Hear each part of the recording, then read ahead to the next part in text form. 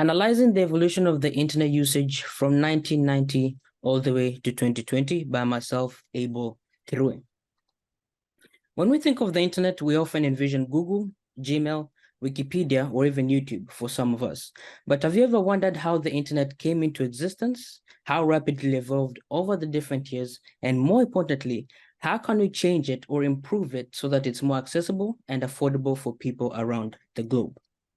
The internet's remarkable expansion from 1990 to 2020, marked by a staggering 45% increase over the different years, has brought a very big difference on how we take information, how we consume it, how businesses operate, and even how we communicate with different people. But there's an issue that occurs when this happens. Only 59% of internet users, or only 59 people in the globe, had internet access back in 2020. Now, here is my data set. When working with this project, I found myself with only one set of a table, but I had to create other table that would connect to the main table so that I could have an easier time when working with this project. In the top left, we have measuring/DAX, which showcases different measures that I created when working with this project. In the top right, we have refresh date, which shows when the data was last refreshed. In the bottom right, we have a calendar, which shows the different dates I have in my data set specifically. And then in the bottom left, we have country, which showcases the different countries that I had. In this case, it was the whole globe. And then in the center, we have the main data set, which is global internet usage. Let's talk about the different type of KPIs that I had with my project. What is a KPI, you may ask?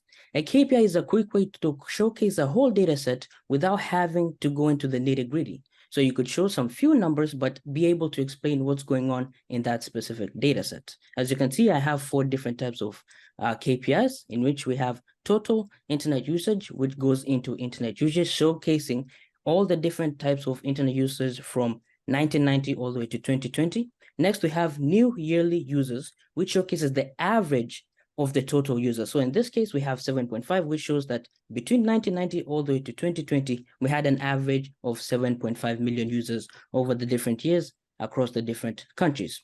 Next, we have cellular subscription, which showcases the average of cellular subscription for every 100 people around the world. In this case, we had an average of 53 for every 100 people. And then last but not least, we have broadband subscription. In this case, it's a percentage because it's being compared to cellular subscription. So in this case, we could see that we have 53 cellular subscription, but only 11% of those 53 had broadband subscription. When working on any project, you'll always find yourself running into different kind of blocks, finding yourself running into issues. The 3 main issues that I had was data sourcing, KPI selection, and last but not least, data visualizations. Let's start with the first one, data sourcing. Finding a data set that no one else has ever done when working with their projects, or something that also resonates with me as someone who uses the internet very much. This was a perfect data set for me to work on and also understand where the type of internet that I'll be using when play video games and stuff like that comes from and learn more about it. KPI selection. Even though I might have the best data set, but I cannot showcase this data set in a simpler way for people to understand what's going on, then the data set is not really worth it. So finding the perfect KPIs to showcase this data set was also hard. Last but not least is data visualization. Having the best KPI, having the best data set, but you cannot showcase what's going on in that specific data set in the nitty-gritty can deem that project useless.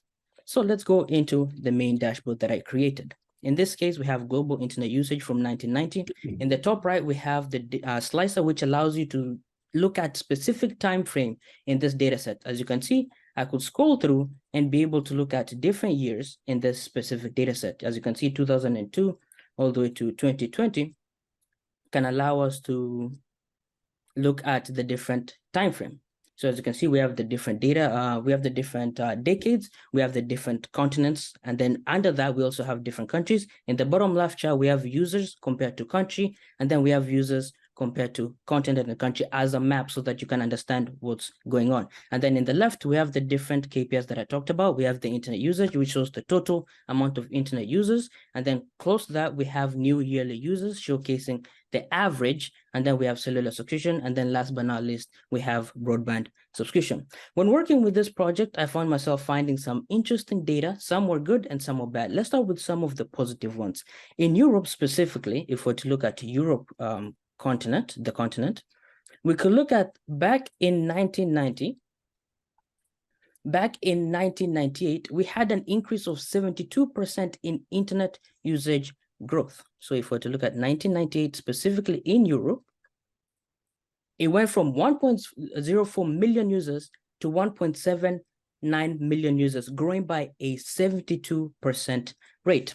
Another one that I found was the internet usage as a globe. So everyone in the world using the internet at the same time. If we're to look at the globe specifically, back in 1993, we had only 50,000 people on average using the internet across the globe, which was a 45% increase compared to the previous year. If we're to look at 1994 across the globe, we had 102,000 people use it, which is a double compared to the previous year. The previous year was only 50,000, but in this year, we had 102,000 people using the internet, which was a growth of 105%, as you can see here in the sub KPI. Of course, when working on this project, I also found myself looking at some negatives. If we're to look at 2020 compared to 2019, specifically in the continent of Asian continent, if we're to look at that, Asian countries had a very big difference when it came to 2019 and 2020, which showcases that COVID really affected how much people were willing to pay for their cellular subscriptions.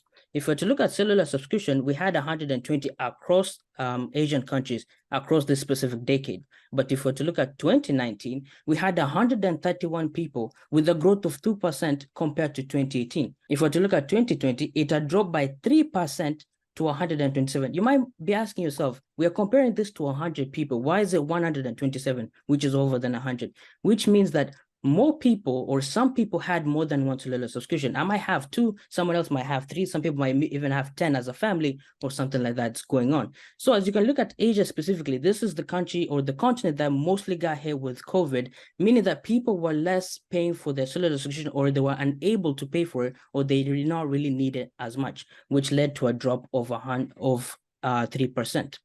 Another negative insight was back in 2015, specifically in the continent of Africa.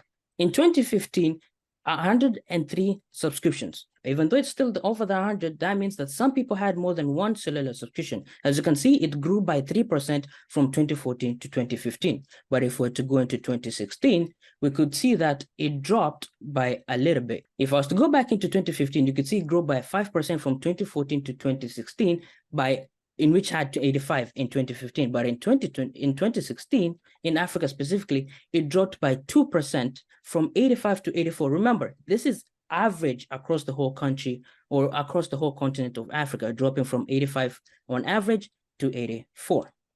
So with that being said, as I talked about before, how can we improve the internet usage across the globe so that it's more accessible to more people? Number one is enhancing mobile connectivity.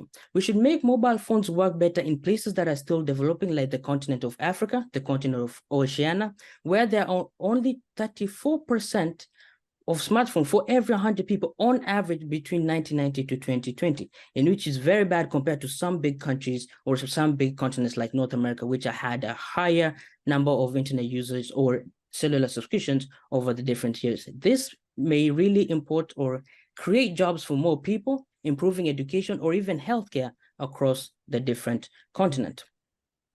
And then last but not least is bridging rural versus urban areas. The digital divide is a very big gap between these two. If we're to look at rural areas, it's only 901,000 people having internet compared to big cities where 86 million people on average were having internet users, which showcases that there's a very big difference when we create new technologies. When something new usually comes out, you'd realize that countries like North America or continents like North America would be the first one to find it. But if you're to look at other countries like maybe South America may not be getting it, maybe 10 years later, that's when they might get it. So if we're to look at a country like China in the specific continent of Asia, China had an average of 86 million users, but the countries near it had an average of only 32 million people using it. Even though it's just one country, it's still having a higher chance of getting the new technology compared to other countries. With that being said, again, my name is Abel Kirui.